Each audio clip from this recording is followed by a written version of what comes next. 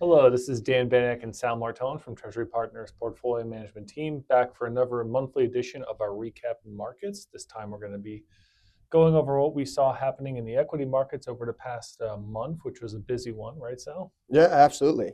Equity markets, S&P bounced back to all-time highs. AI continues to be viewed as revolutionary shift, not just an evolutionary change. We had the big, beautiful bill that's passed, so that reduces the risk that we, get a tax increase in 2026. So And that's the positive. debt ceiling, right? That is Yeah. off the table for now as well. Yeah, that's the big positive, right? And the bill includes full expensing for equipment and factory construction, so that could potentially drive a building boom in the U.S. And further boost to data center investment, electricity generation investments. So some positives there. However, there's lots of give and takes.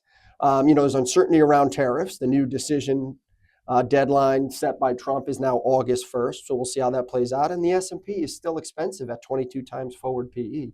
To be fair, though, we're filming this on July 9th, so we're basically a day after what would have been the previous deadline. It has come and passed, albeit with a little bit of drama. A few countries got letters with relatively high tariff rates. Negotiations are ongoing with most other countries, though. But the market seems to be taking things with stride, not really reacting too much one way or the other, right? So, Yeah, absolutely. I mean, overall, all-time highs in the equity markets. So there's something for the bulls and something for the bears. yeah, it's always an interesting time. We'll be here this time next month, and we'll be seeing what August 1st brings, and we'll recap it then.